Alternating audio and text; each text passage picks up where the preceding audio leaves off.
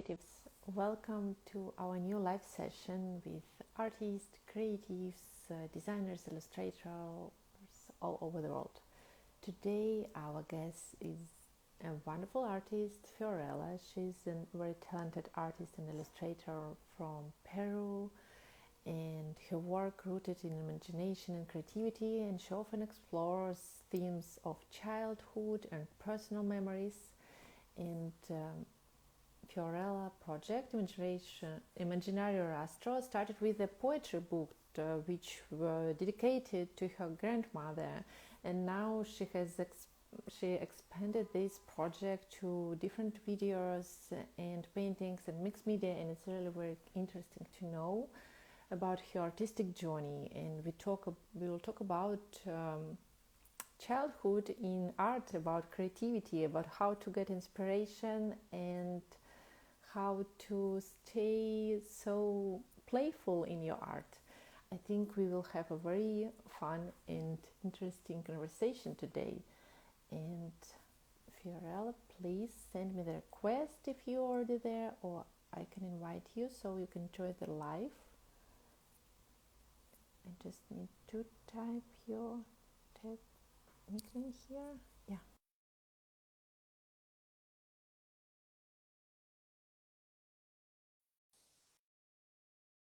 Yeah.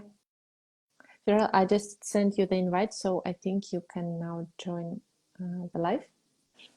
And hi. Hi, Paulina. Nice to Hi. meet you. Nice to meet you too. How are you? Great. I'm really happy to be here. Can can you hear me well? Yeah, With yeah, I this? yeah, I can hear you. Thank you. Thank you for oh, I see your wonderful art on the background. Yes, I put it Yeah. there for this special moment. Thank you for having me here. I saw your artwork, and I think it's really interesting because you work out a lot of patterns, and that for me is something that I don't know how you do it because I don't. It's a lot of work and a lot of time. I think your work is beautiful. I love your colors. Thank you so much. And I'm really impressed by your videos because you create such a big objects with many art objects. I don't know how to call it correctly. Please introduce yourself. Tell a little bit about your artistic journey. How have you started create art? Have you any formal education, or are you self-taught artist? Anything about? Okay, Yeah. okay. Well, my name is Fiorella Salvatierra. I'm from Peru. I'm from Lima. I live in Lima. That's the capital of Peru and of Lima. And well, um, I started 6 years ago with my project, my art project that's called Imaginario Rastro, that in English translated it sounds like imaginary path or trail, something like that. But it's something poetic because I listen to a musician called Spinetta. I don't know if you know him, but he is from Argentina. He's one of my favorite musicians, and my project name, my see, yes, it's called after him because he has his music is very poetic. So when I thought about the name of the project, I thought of him, and that's how it began my work. I started 6 years ago with bookbinding, and the first piece of my project was my poetry book called Imaginario Rastro, like the project. First, this was made, my poetry book dedicated to my grandmother. And after, when I had to name the project, I put the same name. So my poetry book and the project name is the same. Yes. And in this book, I have all my poetry from when I was 19. I am 30 now, about to turn 31. I used to write a lot when I was 16, and I don't know how to say in English, um, compelled all my work, my writings on this. And when my grandmother died in 2019, I thought of doing something related to her, so I made this for her. and it's book binding. It's handmade. All my work is handmade. I used to study painting in Buenos Aires, in Argentina. I studied for 2 years, 2.5 years there, and there were lots of techniques that I learned, like collage, because I used to work with a lot of collage work. Then I move on to acrylics, painting with acrylics. Then I move on to watercolor. Now I'm painting more watercolor. And then I try to mix it all, like a mixed media. I use watercolor in my work, I use paint, acrylics, I use collage. So I mix it all together. Uh, because I was doing a course in Buenos Aires when I studied painting, there they taught me a lot of techniques. We finished our painting course with 50 works of our faces, because level 1 of painting was doing your face. So we have our face on a stencil, on collage, on watercolor, etc. So my mother was one of the people that she was an art teacher, and she taught me painting when I was little, and she introduced me to this book that's called Bisabuela. The author is called Marilena Wash. She's Argentinian, and she worked a lot of childhood with a lot of infancy. I think it's called in English, infants. She was like she was like a, I don't know, a master of the childhood. I don't know how to say it well in English, but something like that. And this book has different illustrations. I don't know if you can see it. You can see it? Yes? Yes. Beautiful illustrations. This, I read it when I was 9 years old. And this was my first like close up to illustration. This was my first favorite book, because the illustrations are really naive. You can see the different palettes of colors there. The imaginary, I don't know how to say, personage or creatures, maybe creatures, maybe that. She plays a lot with different creatures, a grasshopper, the story, and she mixed the the writing with the illustration. It's really beautiful, it's really poetical, and it has to do with children. So I was really impressed by her work. I'm still into her work, because she did songs, she did stories for kids, and she's just really a beautiful person that I'm really glad my mom taught me her. My mom brought this from her school, because she was an art teacher, and she gave it to us to read, and I really loved it. I was searching for this book for years, and I couldn't find it. I didn't find it when I couldn't find it when I was in Argentina, and then years forward, other years, I try to reach for it on Facebook, on Instagram. I look for a lot of libraries in Argentinian libraries, and nothing until last year. I had a friend that lived there, and then she helped me a lot, and she gave it to me, and like that I have this beautiful book. So that's how my artwork began. I think my mother, being an art teacher, she bringing all these ideas, because she had a lot of creative projects that she worked with children. So she was always bringing home different books, different materials, colors, crayons, oil pastel, etc. And that's how I introduced myself to art. Then after that was the poetry, that my mom also taught us poetry, or she would do this at night. She would read to us poetry, and she made us, because my brother and sister, we're three children, three daughters and sons, and she made us say poetry. So that's how my poetry part grew, and that's how my project also had this first piece. That's my poetry book.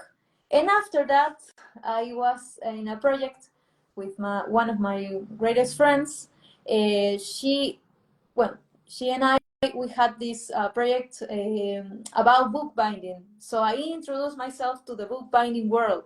That's really huge and really amazing. And one of my teachers, my first teachers was, I don't know if you know her, she's from England. Her name is Ali Manning. Maybe you heard from her, no? Well, she was my first teacher. And I did a marathon with lots of people from the United States, England, Spain, France. Um, we did a marathon about bookbinding and art, basically. And so that's how I was doing books, handmade books.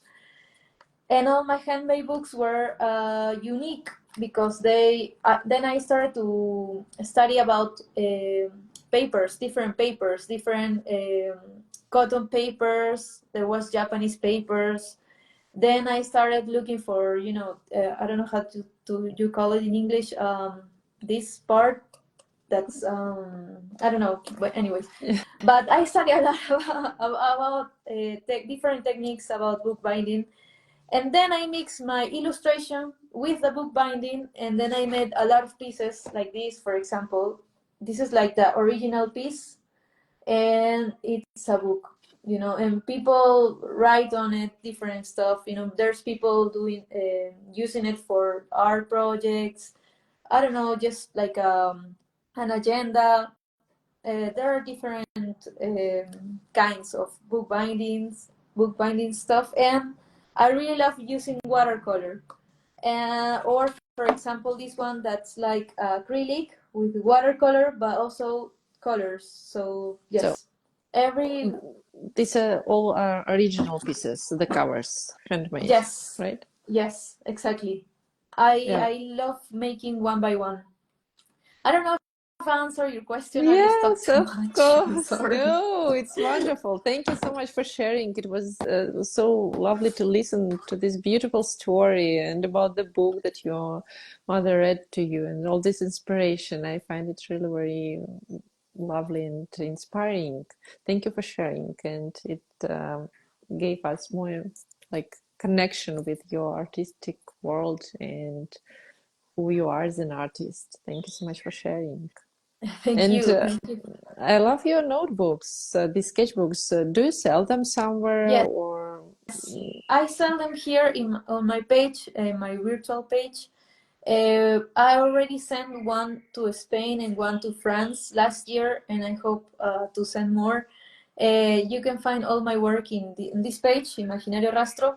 And the video arts that I made have to do right now with poetry, with different poets like Mario Benedetti or, for example, Blanca Varela, that are like different.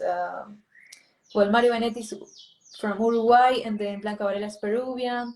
There are lots of poets that I really love, and my video art is really like going there to the poetry, right? And I love to share my artistic world, not just in the bookbinding world, not just in the poetry, but maybe in the Muppets, in the Muppet world. You can make anything become real when you have the materials and you have like different imaginary, I don't know how to call it, creatures. You can make that visible for people. I think art has a really big power, when you do it with love, when you do it with care, and when you share it, you see the different responses from different people. And I think that's really where the magic is, where you can share that and people respond to it. It's beautiful, like your Yeah, artwork. yes, your Muppets, these giant clouds and masks, they're just amazing. It's really something gorgeous. Can you tell us more about when and how have you started to do them? How and the technique, what kind of is it papier-mâché or how do you make all these big shapes and all of them are so vibrant and it looks like it's kind of professional costumes. Well, I started doing that last year, 2024, because I always am just really into the my notebooks all the time and my poetry. But last year I started to explore that world. I do it with papel mache. I work a lot with cardboard, this cardboard, and Mm-hmm. I make all my masks and all my stuff with this, with cardboard, paper, and glue, basically. First of all, we have the creature, I don't know how to say it, the painting. And then if I wanted this to be real, I would have to think, how tall do I want it? You know, how wide do I want it? How do I put it on? Because personally, I love to put on my stuff. Like I love to put them on and then make a video art, right? And how does it communicate for me and for my body? You know, the language. It's like theater. You know, when you act, when you're an actress, an actor, and you have to do a I don't know how to say it, a personage. I don't know how to Character. say it. A character, Mm-hmm. you have to think about the character. I haven't studied theater, but I really love it, and I think it's really like natural for me. So if you mix that, if you mix, for example, if I wanted to make this character alive, I would have to think how big, where is the face of my character, how big I want it. For example, I know if I made this character, it would have to be bigger than me, and the face, you know, have to put the eyes, the mouth. I made this hat, a fox hat, that I really love. It's also made out of cardboard, glue, and paper. That's all, and it's really a really beautiful process. This 2024, I discovered that, and I really love it. And I'm working on stuff right now, and some of them are really big. For example, I have a cloud. I don't know if you have seen it, but it's Yes, a yes. cloud that I made from an umbrella. Basically, I had an umbrella, and with my partner, we thought, what can I was really into clouds, because that happens to me too. For example, in one season, I'm really into sea creatures, so I look for sea animals, fish, octopus, etc. So I really get obsessed with that, and then all of the series of my illustrations go with that. For example, in another season, maybe I would be in nature, so I all of my characters have to do with that, and so on. That's how it works for Could you my head. please could you please walk us through this process? And I hear that you have this idea, inspiration, imagination, then you make a painting, a sketch. And what next? You said that you love to make these costumes, these masks, so that you can wear them the size that fits you. Mhm. But how do you construct them? Can you tell us a little bit more about technical part? Do you make Yes. some measurements or what? How do you work with the cardboard? I don't know. Anything that people maybe can try who listen to us, because these questions, they're really very impressive, and I think it's very interesting. It could be very interesting for many creatives to try something like that. Okay. Well, first of all, I draw it. Then I see the colors of the character. Then after that, I take a cardboard, and then I start measuring myself. For example, from for the cloud, it was just an umbrella. So I thought, if how can I make this cloud rain? So I think of the materials. You know, I don't know how to call it in English. These party, Mhm. you know, these party Yeah. things. Well, I think, how can I attach this to the umbrella so it can rain? And then I thought, how are clouds? They're white, they're like maybe a little bit fluffy, I think. So I thought, well, cotton is like that, but there is something that's not cotton, because cotton is really expensive. I don't know how to call it, but similar to cotton. So I bought it, and then I started gluing it to the umbrella. It's really experimental, and then I glue the party things, those things that are really like bright, and then I put it on myself and I cut it because I have to walk. You have to think. I think. What are you going to do with that? Are you going to walk with it? Are you going to dance with it? Are you going to use it on your head? So, for example, for the fox's head, I measure my head with pieces of cardboard. Mm-hmm. So I made a shape. I made a shape, like a triangle shape. I put it. Then I put another triangle shape, and then another, and then another, and then I put it all together, and I know how that fits. If it fits well, it works. If it doesn't, maybe I need to add more cardboard. Then I glue it all together with this. Mm, With it's good. I glue Duct it all tape. to yes with tape, and Uh-huh. then I use glue like papier mâché. I start constructing it like that. So it's very experimental. I don't And think what kind too what much. what kind of paint do you use to make them so bright? Acrylic, mate, and then I put a spray, a protective spray, but a bright one, because Mm. there's bright and mate. So you just put it. And But I use acrylic, basically. what for do you need this spray What? to protect? You mentioned the spray. What for do you apply it? I apply it to protect the painting, because if Mm-hmm. I paint this is exposed, right, Mm-hmm. by the use. So you Mm-hmm. need, like, to protect this, you need a spray Mm-hmm. or Like I don't know. There like is a like finishing layer. Yeah. yes. Okay. Yes. I'm sorry, my English is No, well, no, but no, I no, don't know. no. I forget words. Your English is great. My English, I'm also not a native speaker. My English is so I can understand very well. Don't worry. Another question that I have, is it, you said that you sell these sketchbooks, notebooks, but I Yes. suppose it takes you a lot of time to make a one piece handmade cover. So you also create these masks.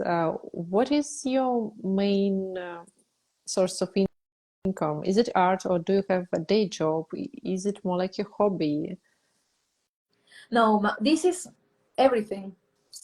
I sell these notebooks on fairs. Um, I'm not in a lot of fairs, but here I sell them virtual. I sell them on fairs when I have the opportunity. And this is all. This is my job. I I um, I decided to dedicate myself to my art. And Mm-hmm. sometimes it can be great time, and sometimes it can be bad time, because here in my country it's not really easy to be an artist. I don't know how it's where you live, but here in Peru, in Lima, it's very hard, And I try to give it all. This is my passion. I love what I Mm-hmm. do, so that's why I do it well. I think because this is it for me. Like Mm-hmm. I decided 2 years ago, maybe probably, to dedicate myself to my project. Mm-hmm. Yeah. So that's a decision. It is a hard decision, because yes, sometimes it goes well and sometimes it goes bad, but it makes me happy, And what makes you happy, your dreams, that's the basic form of living. I wouldn't change this for anything. I think, if for example, if something happened in my life and I lost all things, and I didn't have, like, I lost my, I don't know, my workshop or whatever. I imagine that, and I think I would start over. I will start Mm-hmm. over, and I will do it, and I will keep doing it, because I love what I do. Yes. Yeah, this is why I'm asking because looking on your Instagram account and all these videos, I see that it's your life, it's your passion. It looks like it's your whole life, like you're really living through art, and it's very personal. And all these handmade things, they need a lot of time and passion. And I know that many artists who are in love with their art, but they need to get money for a living, and sometimes it's not easy when you're working with handmade papier-mâché technique. this is why I'm asking you about what is your main source of income. Do you run workshops or collaborate with some brands? Or how do you manage? I do. It? Well, apart from selling, I do workshops sometimes. Um, that's my basic income. I do workshops. I sometimes I work with people from communities. For example, last year I worked with a place here called San Juan del Urigancho with a municipality. I don't know if that exists in where you live, but here it does. And basically, we did workshops for people. It was like a Christmas time workshop. But I live, this is my life, and I live with this. I sell the notebooks and different stuff, but I don't sell my bigger works. Like for example, the cloud, I don't sell it. I just like I create my big stuff, but for the video arts, I don't sell that. And maybe one day I will teach something, but I think to teach something you have to be really good at something. For example, I teach bookbinding because I have like 6 years doing it and because I know the techniques, right? But for example, I wouldn't do a mask yet because I know I don't how do you say it? Dominate it. I don't dominate it. I think that's the word. Dominar, dominate it. Priorities. Like Okay, I'm let's not take a it. masterpiece on my that I think I know a lot of bookbinding. That's what I teach. I know about painting, I know about collage and the different techniques, and that's what I teach. So yeah, that's my income, and people like it. I know a lot of wonderful people thanks to my page. Actually, people from here, from Peru, and people from another places like Argentina, Colombia, Brazil, France, Spain, because of this page, because of this virtual space that I construct. And they tell me that they love it, and I'm really happy because they feel, I think, in their different ideas, in the different expressions, what I wanted to do with my work. And that makes me really happy, and that makes me want to do more. Did you start start sharing your art on Instagram the same time when you created this project? No, I didn't. First, the Instagram, I think it went well when it was the COVID time.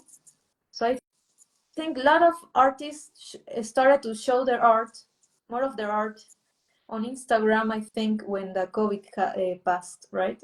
Before that, I remember I didn't use too much the Instagram. I put things but about my drawing or my paintings, but I didn't use it like something to sell on. I just put publications there. But then the COVID came, and then I had to think. I had to change my name because this Instagram was called by my name, Fiorella Salvatierra. And then I have to change that. I said, no, the project has to have another name. So I put it Imaginario Rastro, and then that happened, no? Right? And yes, I'm really like exploring things. I'm trying to put on Instagram something different. I'm trying not to be on the same viral videos that they are, that they can help me to get viewers, but I like to have followers, but followers that can connect with my work, not just having followers to add numbers. It's something that we have to, ¿cómo se dice? Communicate, Mhm. constantly, I think. So people in Imaginario Rastro are constantly speaking, constantly sharing, constantly talking. We have a group, a channel group. We have, just it's a beautiful community. I love my community. How do you think have their how this sharing your art on Instagram, these art videos, influenced your art? Do you see any connections there? Uh, yes, I started growing because I did a little box that's called an accordion box in a shape of a Muppet. And then people love that that little box. I don't have it now, but um, I think I'm growing. That's what I think, and I think people are like really impact with art, with colors, with textures. I think people need more of that, because we are right now we are in a world that's suffering a lot, right? And I think if we can make people feel good, I don't know, feel the love throughout painting, throughout art, then I think you're doing something right. I don't know, because this world needs love. I really know that there are a lot of conflicts in this world. So I think, yes, my page is something like that. I am constructing it like that. Mhm. And what helps you to be so open, so open-hearted in your art video? Because they also very artistic, these reels. So we see your art in the reels, but also the reels are very expressive. What helps you to be so vibrant? uh well I think looking at nature, looking at trees, I think getting to know people that are really beautiful, like from the soul. I don't know. In my path or in my life, there are a lot of people that I really love, and theater has like to has something to do, because I used to study scenography, and that changes you. That changes the measurements, for example, and I'm trying to be real, sincere to people. I think that's a key thing. I don't wear like mask with people. I just be myself. That's important.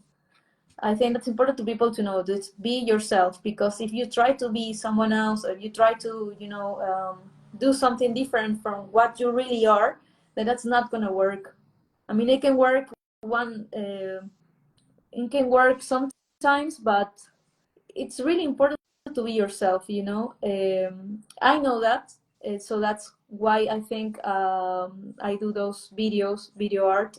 I love poetry, so I pick out different poets, I read different poets, and I pick them, and I construct the video first, and then I add the poetry, the voice of the poet. I don't like to mix to I don't like to, how do you say it? I I don't like to, I like to mix the voice of the poet and the images. I don't like them to be the same. Mm-hmm. Because if you're looking at something that says a red apple and I'm drawing a red apple, it has no sense. Uh, if I said there is a beautiful red apple and I put a house that has a red door, it has nothing to do, and that interests more than in the same line. A red apple is a red apple. I know what a red apple is, but if I construct a different image to the red apple, then that's interesting, because where are you going with that? I don't know if I answer, but Yes, yes, of course. Thank you so much. I really love how you share your art and how true you are to what you are doing, and I can feel you when you're just talking about it, when you're filming videos, when I look at your paintings. It's really very valuable to see this, to feel you like an artist in your art.